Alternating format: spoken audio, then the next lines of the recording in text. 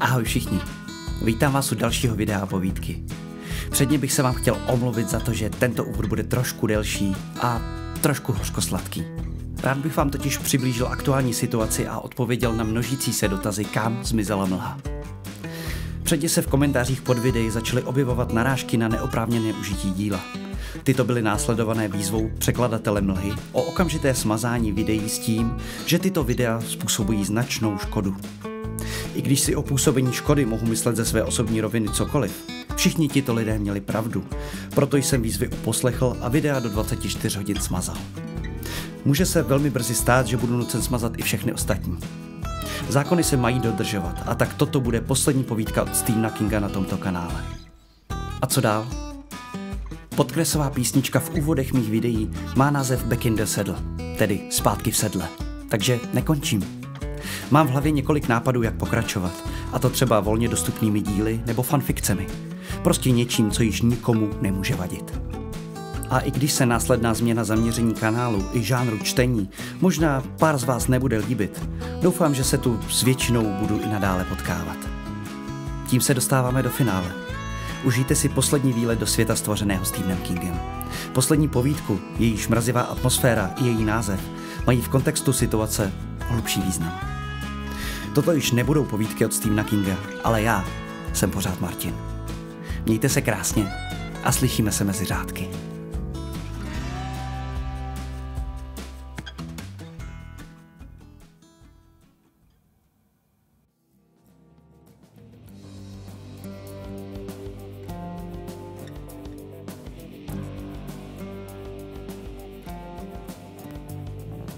Na dobrou noc.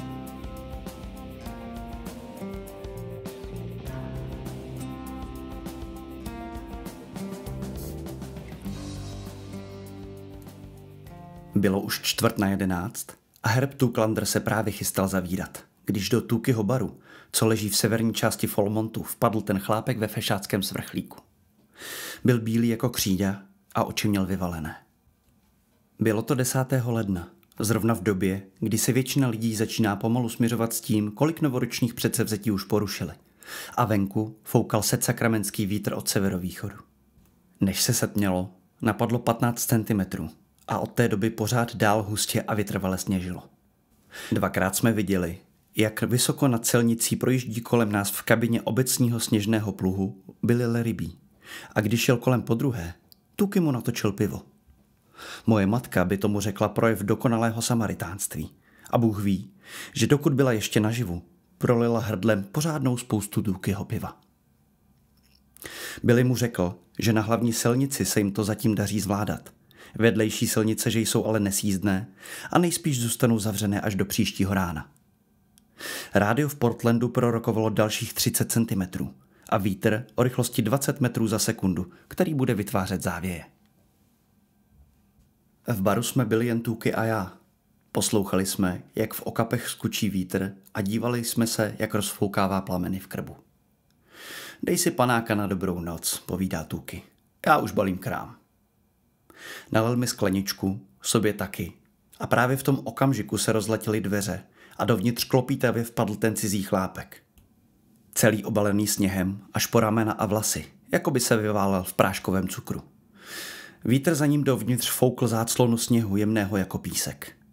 Zavřete ty dveře, zařval na něj Tuuky. Máte snad v zadku voj? V životě jsem neviděl nikoho vypadat tak vyděšeně. Připomínal koně, který se celé odpoledne pásl na žahavých kopřivách. Oči se mu stočily k Tuukymu a zašeptal. Moje manželka, moje dcera. Pak omdlel a svalil se na podlahu jako špalek. No, nazdar, povídá Tuuky. Zavři ty dveře, Bůte, buď od té dobroty. Šel jsem ke dveřím, zavřel jsem je a musím říct, že mi to dalo dost práce, když jsem je tlačil proti větru. Tuuky klečel na koleně, držel hlavu toho chlápka nad zdviženou a plácal ho po tvářích. Přešel jsem k němu a v tu ránu jsem viděl, že je na tom zle. Obličej měl rozpálený do červena, ale tu a tam na něm byly šedivé skvrny.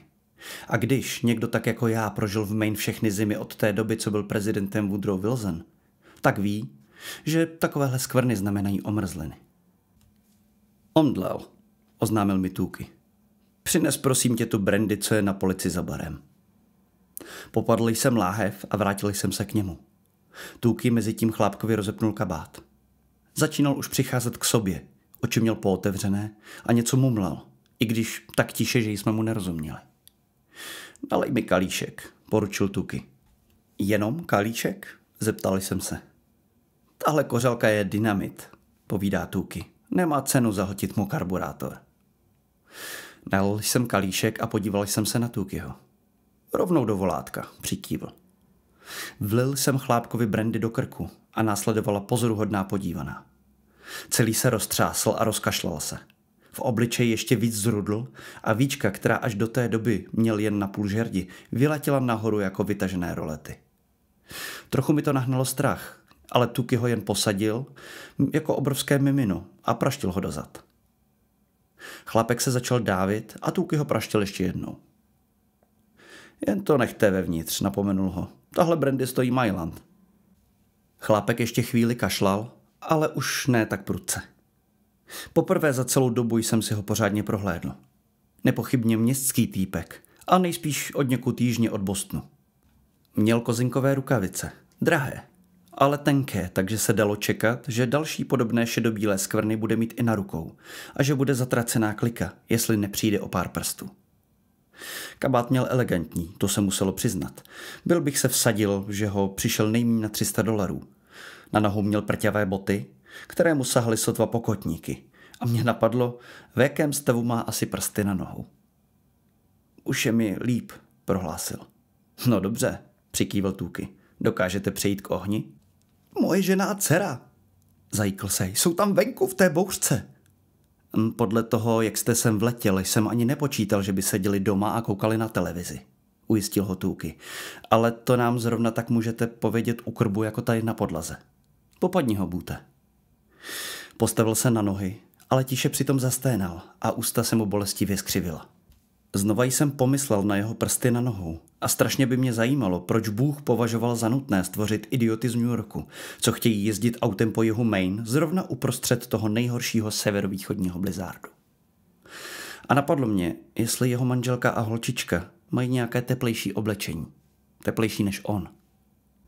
Dovlekli jsme ho ke krbu a usadili jsme ho do houpacího křesla, ve kterém nejraději sedávala Tukiho manželka, než ve 74. naposledy vydechla. Právě Tukiho manželka se nejvíc zasloužila o tenhle podnik, o kterém se psalo v novinách Down East a Sunday Telegram a jednou dokonce i v nedělní příloze bostonského Globe. Je to vlastně spíš hospoda než bar. Podlaha je z velkých prken, která nejsou přitlučená hřebíky, ale spojená dřevěnými kolíky. Barový pult je z javorového dřeva, stropní krove připomínají střechu stodoly a stojí tam až nestvůrně obrovský kamenný krb.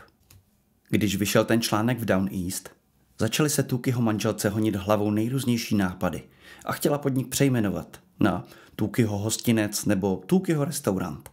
Musím sice přiznat, že by to mělo určitý koloniální nádech, sám ale dávám přednost obyčejnému Tukiho baru. Něco jiného je takové snobství v létě, když je celý stát plný turistů, a něco úplně jiného v zimě, když si musíte vystačit jen sami se svými sousedy.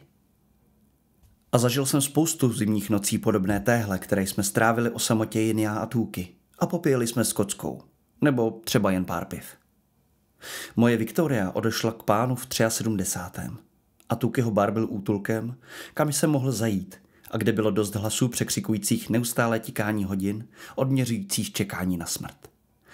I když jsme tam byli jen já a Tuki, stačilo to. Kdyby se to tam jmenovalo Tukiho restaurant, necítil bych se tam tak dobře. Zní to sice hloupě, ale je to tak. Když jsme toho chlápka přistrčili k ohni, rozklepal se ještě víc než předtím. Oběma rukama si držel kolena, zuby mu drkotaly a z konečku nosu mu steklo několik kapek čistého hlenu. Počítám, že mu zrovna začalo docházet, že dalších 15 minut tam venku by ho možná stačilo zabít. Nejhorší není sníh, ale studený vítr, který člověka připraví o tělesné teplo.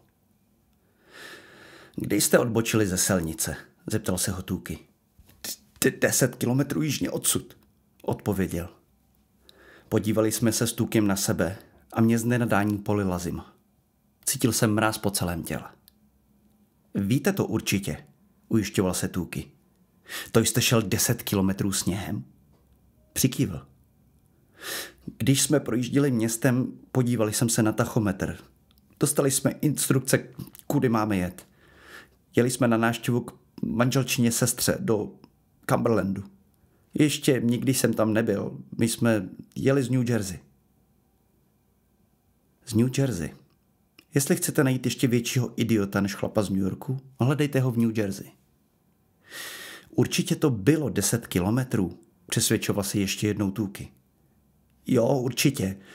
Našel jsem odbočku, ale ta byla plná navátého sněhu. Tooky ho popadl. V poskakujících plamíncích ohně byl jeho obličej bledý a vyděšený, takže nevypadal na svých 660, ale o 10 let starší. Zahnuli jste doprava? Jo, doprava, manželka. Viděli jste ceduly? Ceduly? Nechápavě se na Tookyho podíval a otřel si špičku nosu. Samozřejmě, že jsem viděl ceduly. Měl jsem to napsané v těch instrukcích. Pojedete Jointer Avenue, projedete Jerusalem Slot a dostanete se k nájezdu na dálnici číslo 295. Podíval se z Tookyho na mě a pak znova na Tookyho. Venku v okapech sténal, kvílel a pištěl vítr. Jel jsem snad špatně, pane? Lot, zašeptal Tooky tak tiše, že ho skoro nebylo slyšet. Bože můj. Co se stalo? Vyptával se chlápek a hlas mu začínal přeskakovat. Jel jsem špatným směrem? Já vím, že ta silnice vypadala zavátá, ale říkal jsem si, že když je tam město, tak vyjedou pluhy a pak jsem... Jeho hlas pomalu stichl. Bute, otočil se ke mně tiše Tooky. Běž k telefonu a zavolej šerifa. Jasně, povídá ten idiot z New Yorku. To je ta správná věc. A co se vám dvěma stalo? Vypadáte, jako byste potkali ducha. Duchové v Lotu nejsou, pane, ujistil ho Tooky.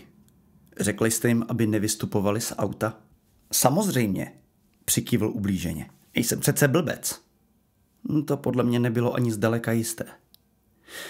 Jak se jmenujete, zeptal jsem se ho, abych to mohl říct šerifovi. Lumley, odpověděl. Gerald Lumley. Obrátil se zase k Tookymu a já jsem přešel k telefonu. Zdvihl jsem sluchátko, ale neslyšel jsem nic než mrtvé ticho. Klepl jsem párkrát do vidlice, pořád nic. Vrátil jsem se zpátky. Tooky mezi tím Geraldu Lumleymu nalil další náprstek brandy, která do něj tentokrát vklouzla mnohem lépe. Není doma? Zeptal se Tooky. Ne, telefon nefunguje.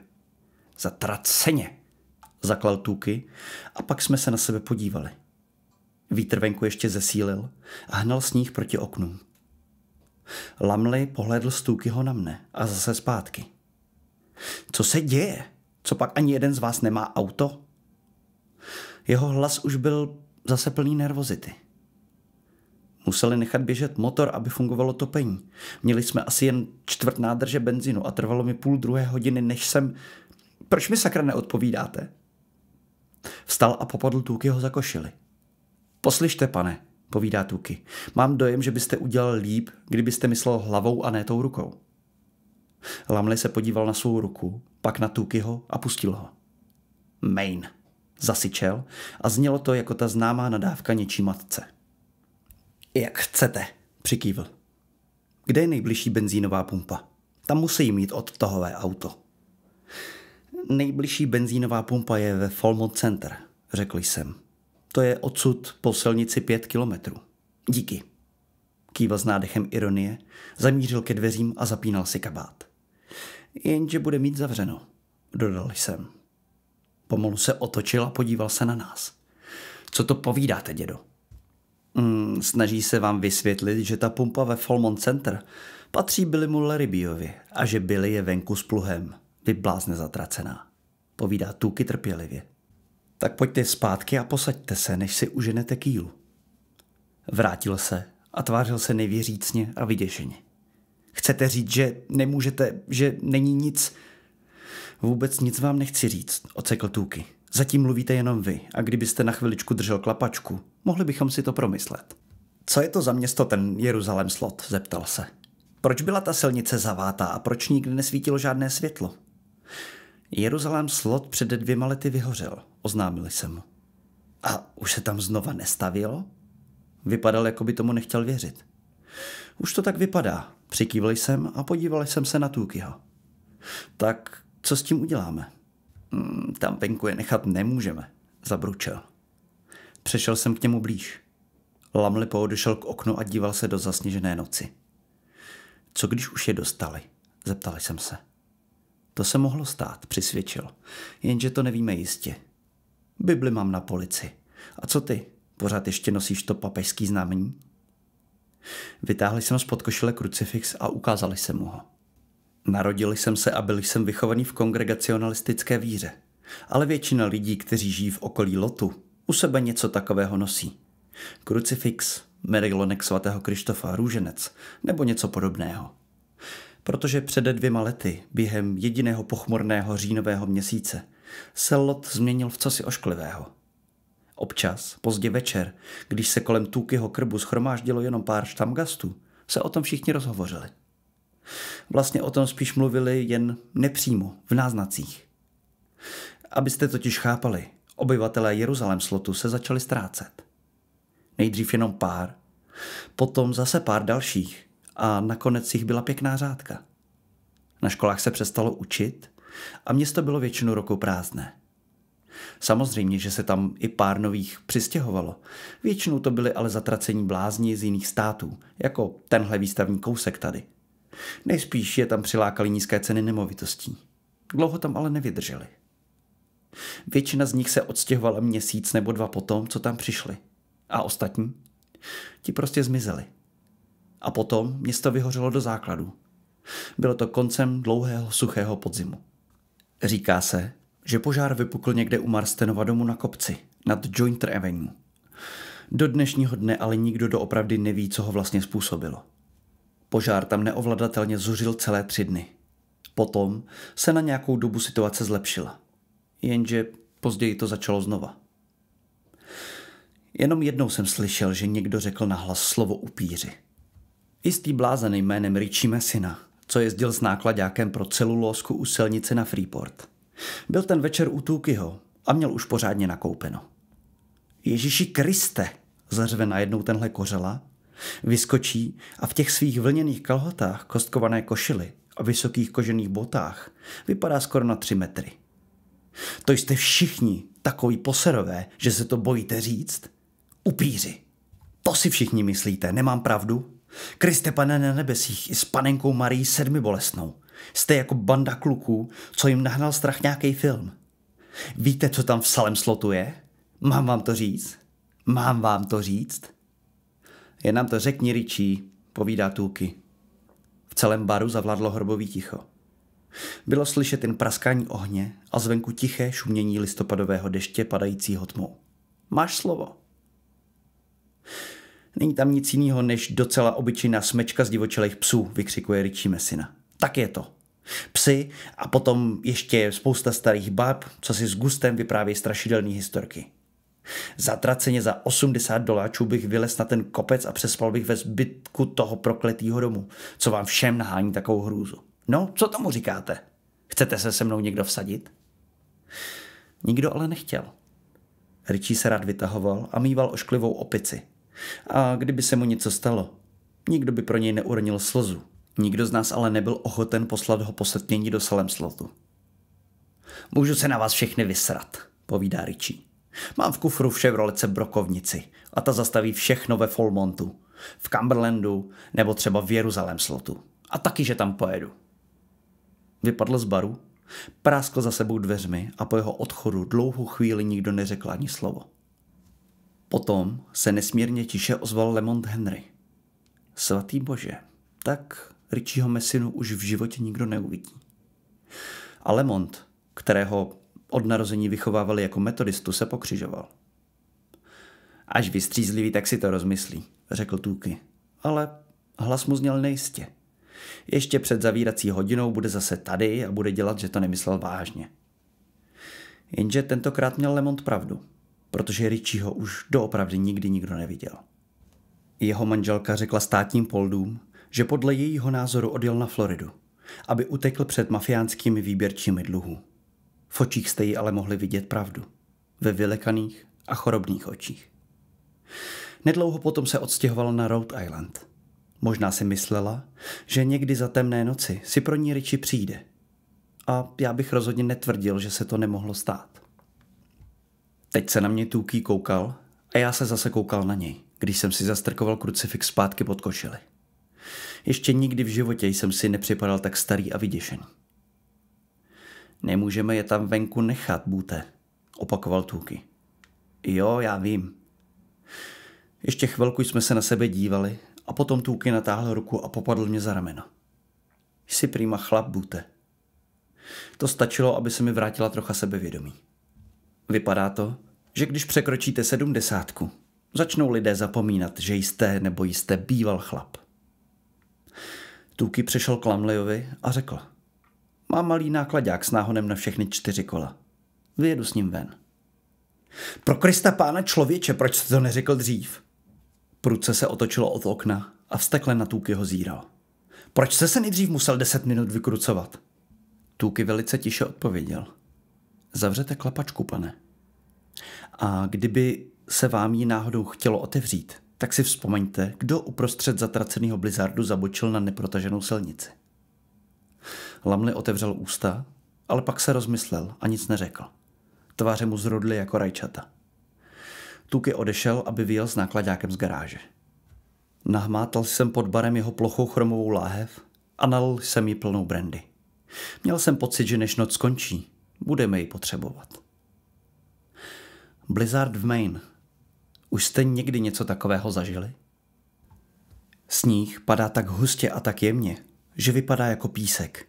A přesně stejně taky zní, když naráží na boky vašeho osobního auta nebo nákladáku. Nemůžete zapnout dálková světla, protože jejich záře se odráží od sněhu, takže nevidíte ani na 3 metry před sebe. S potkávačkami vidíte možná na 5 metrů. Se sněhem bych se asi dokázal smířit. Co mi doopravdy vadí, to je vítr. Když nabere na rychlosti a začne skučet, vytváří ze sněhu stovky podivných politujících tvarů a kvílí tak, jako by v něm byla veškerá nenávist, bolest a hrůza celého světa. Ve spárech sněhové vánice číhá smrt, bílá smrt a možná ještě něco horšího než smrt. Není to kvílení, které by se příjemně poslouchalo, ani když jste zalezli v bezpečí své postele s přiraženými okenicemi a zamčenými dveřmi. V autě na silnici je to ještě mnohem horší a my jsme měli namířeno přímo do Salemslotu. Šlápněte na to trochu, pro boha, ozval se Lumley. Na chlapka, co k nám přišel napůl zmrzlej, poznamenal jsem. Máte nějak zatraceně naspěch na to, abyste zase museli jít pěšky. Podíval se na mě nevraživýma a zmatenýma očima a neřekl už ani slovo. Jeli jsme po dálnici stálou rychlostí 40 km za hodinu. Stěží bylo k uvěření, že před pouhou hodinou tenhle úsek Billy Larrabee protáhl pluhem. Leželo na něm dalších 5 cm sněhu a vítr nepřetržitě foukal nový. Při nejsilnějších porivech se nákladák na pérování pohupoval sem a tam. Reflektory před námi ukazovaly jen vířivé bílé prázdno.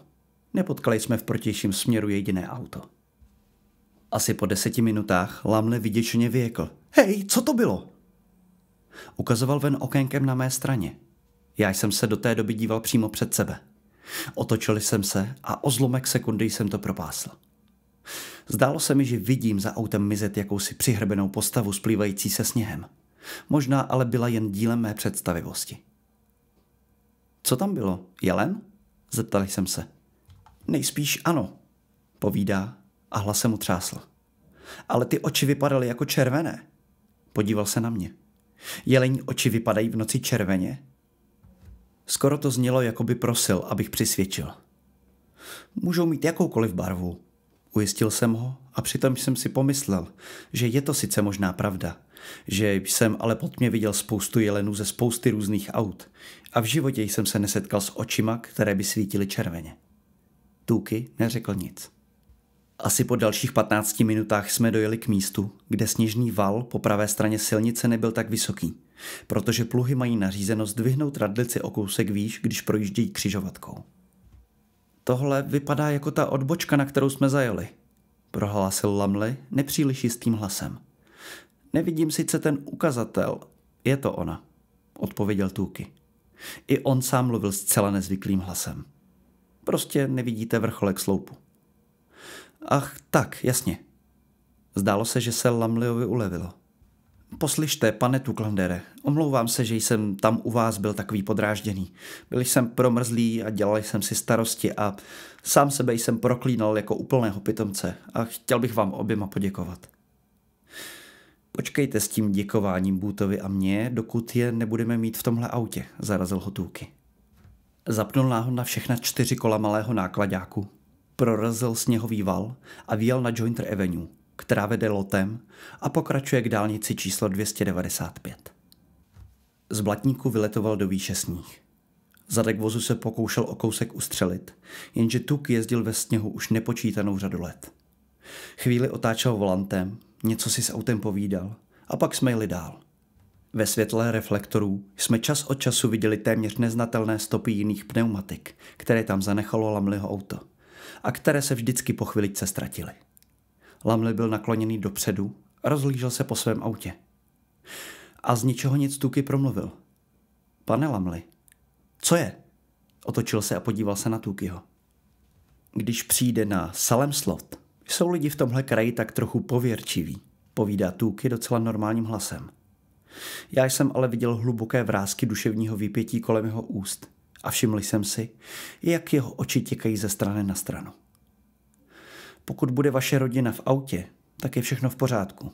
Naložíme je, vrátíme se ke mně a až se zítra bouřka přežene, byli vám rád, auto z té závěje vytáhne. Pokud ale v autě nebudou. Nebudou v autě? Přerušil ho ostře Lamli. Proč by nebyli v autě? Pokud v tom autě nebudou, pokračoval Tuki a nenamáhal se s odpovědí, tak se otočíme a pojedeme zpátky do Falmouth Center a zburcujeme šerifa. Stejně by nemělo smysl brodit se uprostřed noci a ve vánici sněhem, nemyslíte? Budou v autě. Kde jinde by měli být? A ještě něco, pane Lamli, přidali jsem se. Kdybychom náhodou někoho viděli, nebudeme na něj mluvit, i kdyby on mluvil na nás. Je to jasné? Co je to vlastně za pověry? Zeptal se nesmírně pomalu Lamli. Než jsem stačil něco říct, Bůh sám ví, co bych asi byl býval řekl, přerušil nás Tuki. Už jsme tady. Blížili jsme se ze zadu k velkému Mercedesu. Celá přední kapota vozu byla zabořená ve sněhové závěji a druhá závěj se utvořila podél celého levého boku. Zadní světla ale svítila a viděli jsme, jak z výfukové roury uniká kouř. Benzín jim každopádně nedošel, poznamenal Lamli. Tuki zastavil vedle auta a zatáhl ruční brzdu. Pamatujte, co vám řekl Boot, Lamli. Jistě, jistě.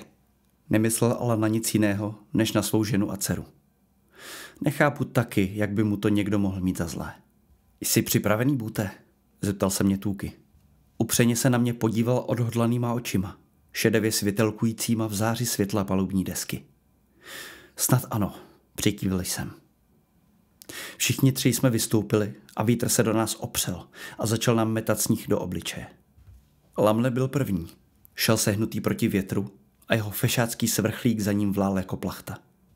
Vrhal 2 stíny, jeden z Tukiho reflektorů a druhý ze svých vlastních zadních světel.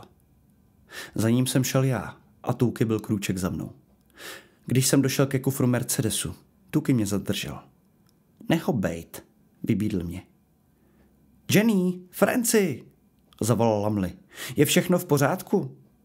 Otevřel dveře u volantu a naklonil se dovnitř. Je všechno... Zůstal stát jako zařezený. Vítr mu vytrhl těžké dveře z ruky a rozevřel je naplno. Bože můj Boote, vydechl Tuki a v řevu větru ho sotva bylo slyšet. Myslím, že se to stalo zas. Lamle se otočil zpátky k nám. Tvářil se vystrašeně a nechápavě a oči měl vykulené. Z nenadání skočil ve sněhu směrem k nám, uklouzl a málem upadl. Odstrčil mě stranou jako pírko a popadl Tukiho. Jak jste to věděl? Zařval na něj. Kde jsou? Co se to tu sakra děje? Tuki se vymanil z jeho sevření a protlačil se kolem něj. Společně jsme nahlédli do Mercedesu. Bylo v něm teploučko jak v pokojíčku. To už ale nemělo trvat dlouho.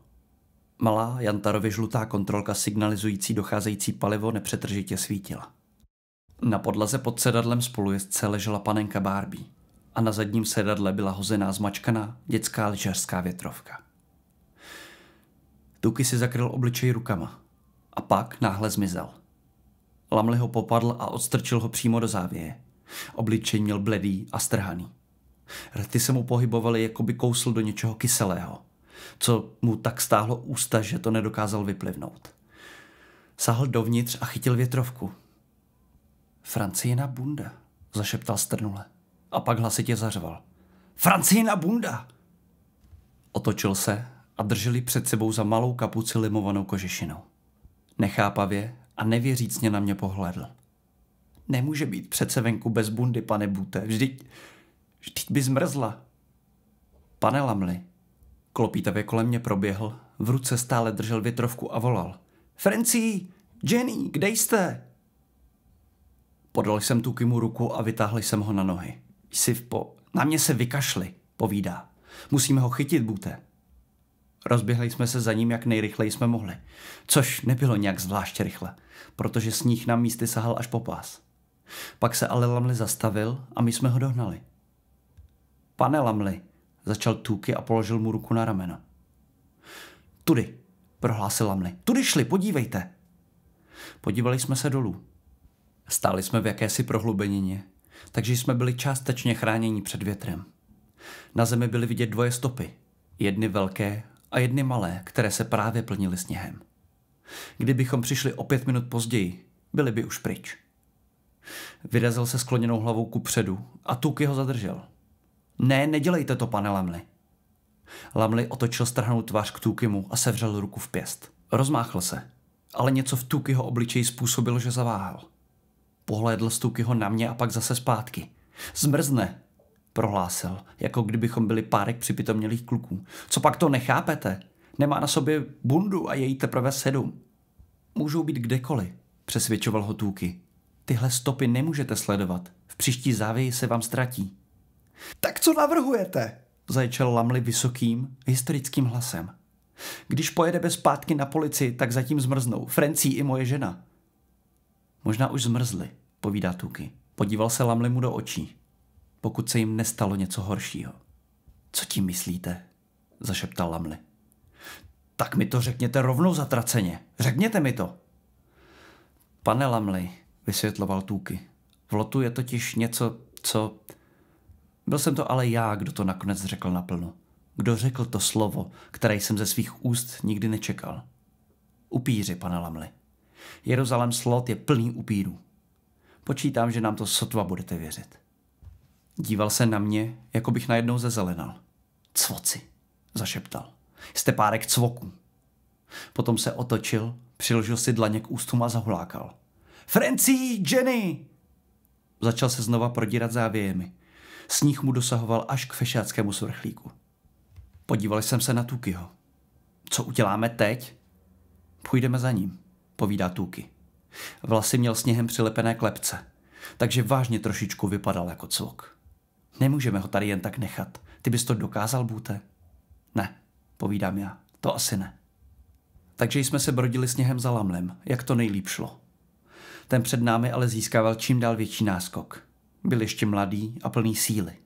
Razil si cestu závějemi a prodíral se sněhem jako vzteklý býk.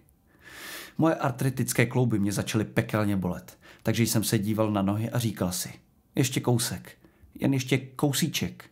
Běž dál zatraceně, musíš jít ještě dál. Vrazil jsem přímo do Tukyho, který stál široce rozkročený v závěji. Hlavu měl svěšenou a obě ruce si tiskl na prsa. Tuky, povídám, jsi v pořádku? Nic mi není, ujistil mě a otáhl ruce s prsou. Budeme se ho držet, Bute. Až se vyčerpá, nechá si říct. Vystoupili jsme na vrcholek malého návrší a dole pod sebou jsme viděli Lamliho, jak zoufale hledá další stopy. Neměl ubožák nejmenší šanci, že je najde. Tam dole, kde byl, nestálo větru nic v cestě a jakékoliv stopy musely zmizet za 3 minuty, nemluvě už o několika hodinách. Zdvihl hlavu a zakřičel do noci. Francie! Jenny! Kde jste, pro boha? A v hlase zaznívala taková beznaděj a hrůza, že by nad tím člověku srdce ustrnulo. Jedinou odpovědí, která se ozvala, bylo kvílení větru hlasité jako rachocení nákladního vlaku. Skoro se zdálo, jako by se mu vítr vysmíval a volal na něj. Odnesl jsem ti je, ty frajere z New Jersey s tím parádním autem a kabátem z velbloudí srsti.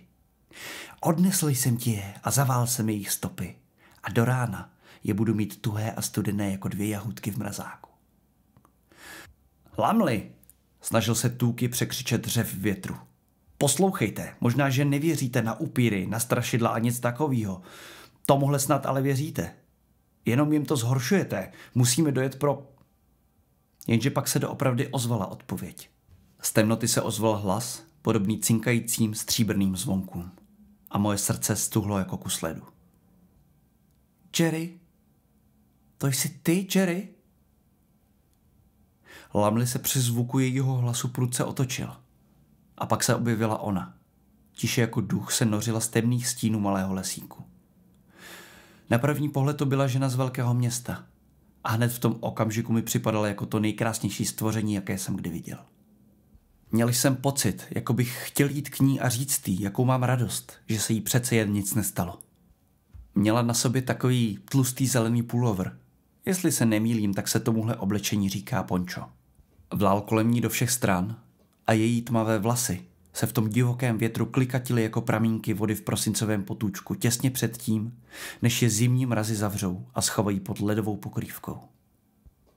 Možná, že jsem postoupil o krok směrem k ní, protože jsem na rameni pocítil drsnou a teplou Tookieho ruku. A přece, jak to mám říct? Jsem po ní toužil. Po té tmavé a překrásné ženě se zeleným pončem rozevlátým kolem krku a ramenou. Tak exotické a zvláštní, že si člověk vzpomněl na krasavice z básní Waltera Delamareho. Janie! Vykřikl Lamli. Janie! S rozpřaženou náručí se k ní začal namáhavě prodírat sněhem. Ne, zavolal za ním Tookie. Nechoďte k ní, Lamli. Vůbec se neohlédl. Za to ona se na nás podívala. Zdvihla k nám oči a ušklíbla se. A když to udělala, cítil jsem, jak se moje vášeň, moje touha mění v děs, tak studený jako hrob, tak bílý a tichý jako kosti zahalené rubášem. Dokonce i z toho návrší jsme viděli vzpůrný pohled těch rudých očí. Bylo v nich ještě méně lidského citu než v očích vlka. A když se ušklíbla, bylo vidět, jak se jí prodloužily zuby. Nebylo to už lidská bytost. Bylo to něco mrtvého, co se v téhle černé burácející bouři nějakým způsobem znovu probudilo k životu. Tookie na ní udělal znamení kříže. Trhla sebou.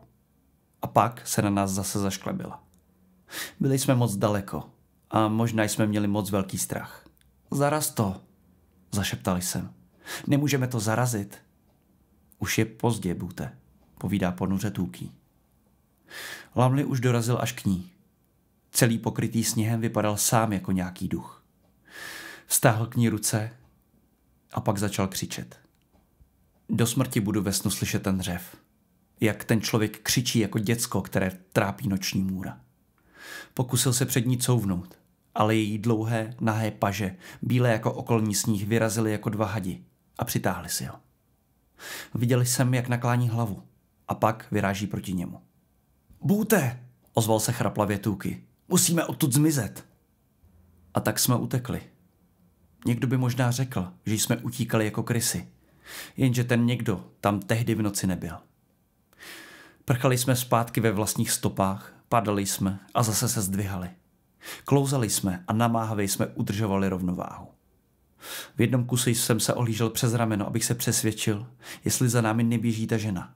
Nešklibí se tím příšerným úšklepkem a nedívá se na nás těma rudýma očima. Doběhli jsme k náklaďáku a Tookie se bolestivě předklonil a popadl za prsa. Tookie, oslovil jsem ho pořádně vyděšeně. Co? To ta moje pumpa, vysvětloval. Už 5 nebo ještě víc let s tím mám problém. Pomoz mi dovnitř, Bute, a honem nás odsud odvez. Zaklesl jsem mu jednu paži pod kabát, dovlekl jsem ho k autu a nějak se mi podařilo podepřít ho a strčit dovnitř. Opřel si hlavu o sedadlo a zavřel oči. Pleť měl voskově žlutou. Rychle jsem se rozběhl kolem kapoty náklaďáku a nechybělo moc, abych narazil do malé holčičky. Stála nepohnutě vedle dvířek řidiče. Vlasy měla spletené do copů a na sobě jen lehké žluté šatičky. Pane, promluvila jasným hláskem, sladkým jako ranní mlha. Nepomohl byste mi najít maminku? Někam zmizela a mě je strašná zima. Miláčku, řekl jsem. Miláčku, honem si vlez do auta, tvoje maminka. Zarazil jsem se. A jestli jsem měl někdy v životě blízko k mdlobám, bylo to právě v tom okamžiku. Stála totiž přede mnou, jenže stála na vrstvě neušlapaného sněhu a v žádném směru kolem ní nevedly stopy. Pak zhlédla a podívala se na mě, tahle Lamleyova dceruška Francí. Nemohlo jí být víc než 7 a mělo jí být 7 ještě nekonečné množství nocí. Její tvářička byla děsivě mrtvolně bledá a oči jí svítily rudě a stříbrně, až jsem měl pocit, že bych do nich mohl spadnout jako do studny. A pod bradou jsem viděl 2 drobné dírky, podobné špendlíkovým vpichům, s okraji příšerně rozervanými. Natáhl ke mně ruce a usmála se. Vemte mě do náruče, pane, poprosila měkce.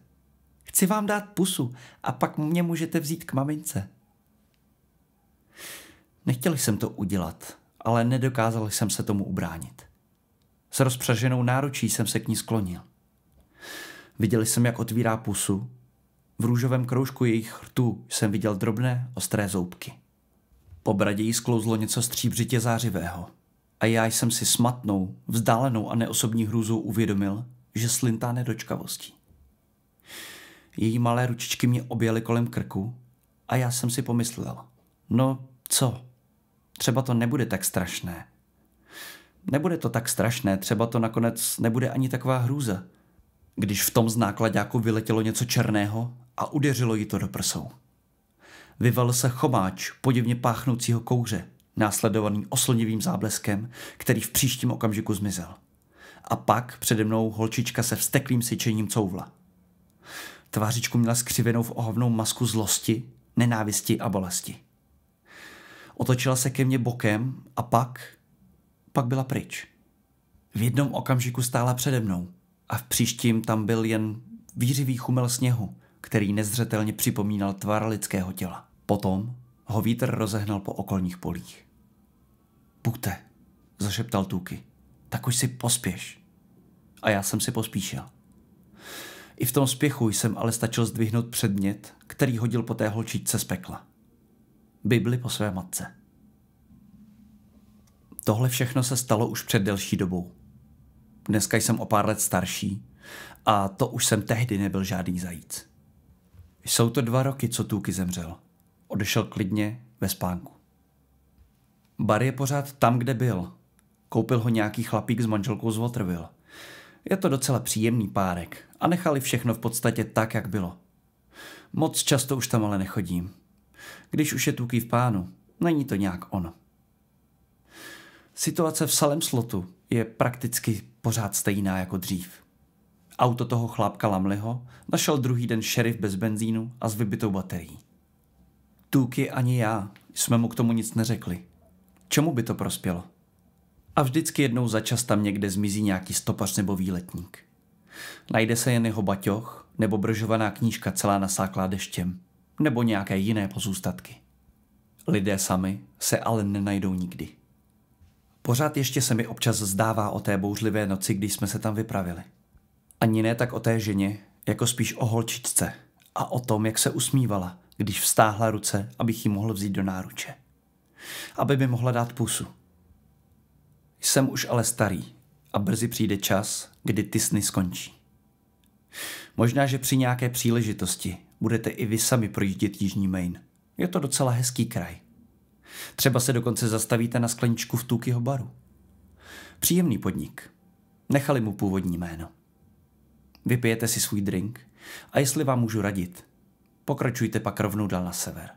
A v žádném případě se nedávejte tou silnicí k Jeruzalém Slotu. Zvláštné posetmění. Někde tam venku je malá holčička a myslím, že pořád ještě čeká, až jí dá někdo pusu na dobrou noc.